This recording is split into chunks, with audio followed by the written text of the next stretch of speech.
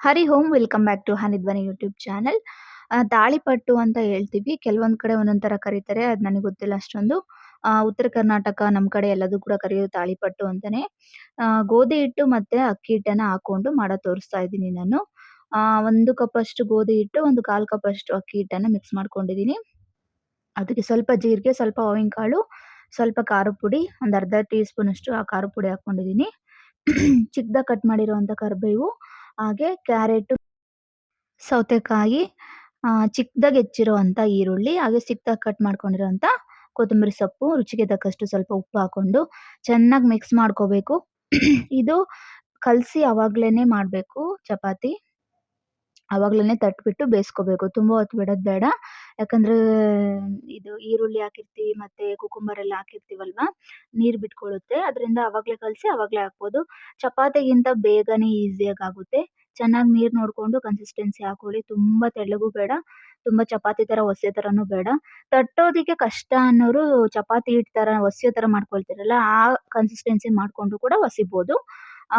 ತಟ್ಟೋದೇ easy ಆಗುತ್ತೆ ತಟ್ಟಕ್ ಬರುತ್ತೆ ಅನ್ನೋರು ಈಗ್ ಮಾಡ್ಕೊಳ್ಳಿ. ಬರಲ್ಲ ಅನ್ನೋರು ಆ ತರ ಮಾಡ್ಕೊಳ್ಳಿ. 2 ಕಡೆನೂ ಮಾಡ್ಬೋದು. ಏನ್ ಪ್ರಾಬ್ಲಮ್ ಏನಿಲ್ಲ.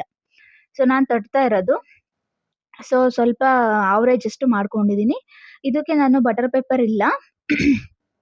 ಆ ಆಯಿಲ್ ಪ್ಯಾಕೆಟ್ ಇರುತ್ತಲ್ವಾ, ಅದನ್ನೇ ಕಟ್ ಮಾಡ್ಕೊಂಡು ಅದ್ರಲ್ಲೇನೆ ಎಣ್ಣೆ ಹಚ್ಕೊಂಡು ಸ್ವಲ್ಪ ಎಣ್ಣೆ ಹಚ್ಕೊಂಡ್ರೆ ಅಂಟಲ್ಲ ಅನ್ನೋದಕ್ಕೋಸ್ಕರ ಎಣ್ಣೆ ಹಚ್ಕೊಳ್ಳೋದು. ಇದು ಹಸಿದು ಹಿಟ್ಟಲ್ವಾ, ಅದಕ್ಕೋಸ್ಕರ ಹಿಡಿಯುತ್ತೆ, ಅಂಟಾಗುತ್ತೆ. ಹಿಡಿಬಾರ್ದು ಅನ್ನೋದಕ್ಕೋಸ್ಕರ ಎಣ್ಣೆ ಹಚ್ಕೊಂಡು ನಿಧಾನಕ್ಕೆ ತಟ್ಕೊಂಡು ಬನ್ನಿ ಅಷ್ಟೇ.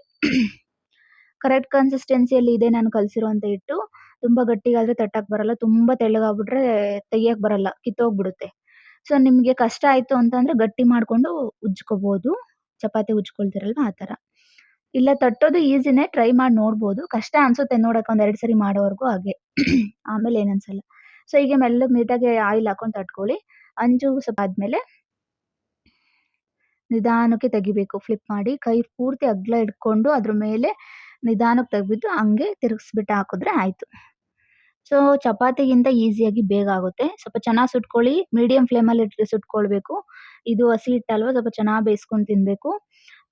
ಹಾಗೆ ತುಂಬಾ ಹೈ ಫ್ಲೇಮ್ ಇಡಬೇಡಿ. ಮೇಲೆ ಸುಟ್ಟು ಹೋಗ್ಬಿಡುತ್ತೆ.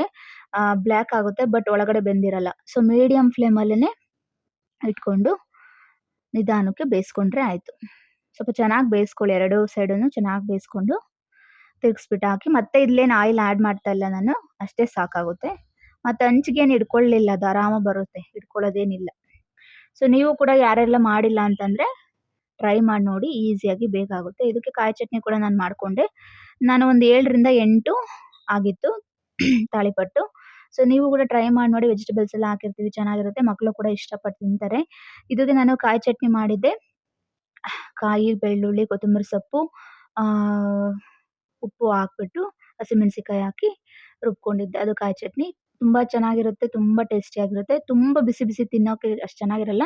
ಸ್ವಲ್ಪ ತಣ್ಣಗಾದ್ಮೇಲೆ ತಿನ್ನಿ. ಬೆಣ್ಣೆ ಅಥವಾ ತುಪ್ಪ ಮಿಕ್ಸ್ ಮಾಡ್ಕೊಂಡು ತಿನ್ನಿ. ತುಂಬಾ ಟೇಸ್ಟಿಯಾಗಿರುತ್ತೆ. ಹಾಗೆ ನಾವು ಹುಣ್ಣಿಮೆ ದಿವಸ ಆ ಆಯುರಾಶ್ರಮ ಅಂತ ಇದೆ. ಸಂತೋಷ್ ಗುರೂಜಿ ಅವ್ರದ್ದು. ಆಯುಷ್ ಟಿವಿಯಲ್ಲಿ ಬರುತ್ತೆ ಅವ್ರದ್ದು ಅಡ್ವರ್ಟೈಸ್‌ಮೆಂಟು. ಅದನ್ನ ನೋಡಿ ಹೋಗೋಣ ಅಂತ ಅನ್ಕೊಂಡಿದ್ವಿ. ತುಂಬಾ ದಿನ ಆಯ್ತು ಹೋಗ್ಬೇಕು ಅನ್ಕೊಂಡು ಹೋಗಕ್ಕಾಗಿರ್ಲಿಲ್ಲ. ಸೊ ಅಲ್ಲಿ ವೈದ್ಯನಾರಾಯಣ ಸ್ವಾಮಿ ಇದೆ. ಕುದುರೆಲಾಳದಲ್ಲಿ ಮಾಡಿರುವಂತ ಶನಿದೇವರಿದೆ. ಕುದುರೆಲಾಳದಲ್ಲಿ ಮಾಡಿರುವಂತ ಶನಿದೇವ್ರೆ ಅದ್ರಲ್ಲಿ ತುಂಬಾ ಡಿಫರೆಂಟ್ ಆಗಿ ಯೂನಿಕ್ ಅಲ್ಲಿರುವಂತದ್ದು. ಎಲ್ಲೂ ಕೂಡ ಆ ತರ ಕುದುರೆಲಾಳದಲ್ಲಿ ಮಾಡಿರುವಂತ ಶನಿದೇವ್ರು ಇಲ್ಲ. ಎಲ್ಲೋ ಇನ್ನೊಂದ್ ಬೇರೆ ಕಡೆ ಇನ್ನೆಲ್ಲೋ ಒಂದತ್ರ ಇದೆ. ಉಜ್ಜಯಿನಿಯಲ್ಲಿದೆ ಅಷ್ಟೇ. ಅದು ಬಿಟ್ರೆ ಇಲ್ಲೇ ಅಷ್ಟೇ ಇರೋದು. ಬೇರೆ ಎಲ್ಲೂ ಆ ತರ ಶನಿದೇವ್ರು ಸಿಗಲ್ಲ. ಹಾಗೆ ಅಕ್ಷರಾಭ್ಯಾಸ ಮಾಡಿಸ್ತಾರೆ. ಸರಸ್ವತಿ ಹೋಮ, ಮತ್ತೆ ಮಕ್ಕಳಿಗೆ ಸರಸ್ವತಿ ಬಿಂದು ಅಂತ ಉಚಿತವಾಗಿ ಹಾಕ್ತಾರೆ. ಶುಕ್ರವಾರ ಮತ್ತೆ ಹುಣ್ಣಿಮೆ ದಿವಸ ಎಲ್ಲ ಹಾಕ್ತಾರೆ. ಅವರೇ ಗುರೂಜಿ.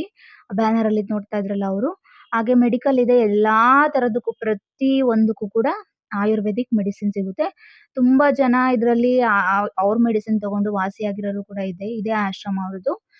ತುಂಬಾ ದೊಡ್ಡದಾಗೇನಿಲ್ಲ, ಬಟ್ ಮೀಡಿಯಂ ಆಗಿದೆ. ಬಟ್ ತುಂಬಾ ಜನ ಬರ್ತಾರೆ. ತುಂಬಾ ನಂಬಿಕೆಯಿಂದ ಇಟ್ಕೊಂಡ್ ಬರ್ತಾರೆ.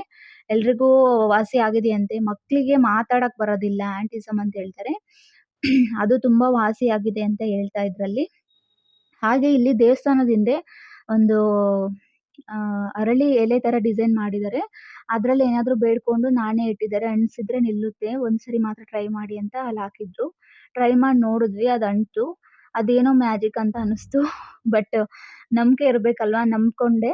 ಹಾಗೆ ಸರಸ್ವತಿ ಹೋಮ ಮಾಡಿಸಿದ್ವಿ ಧ್ವನಿ ಹೆಸರಲ್ಲಿ.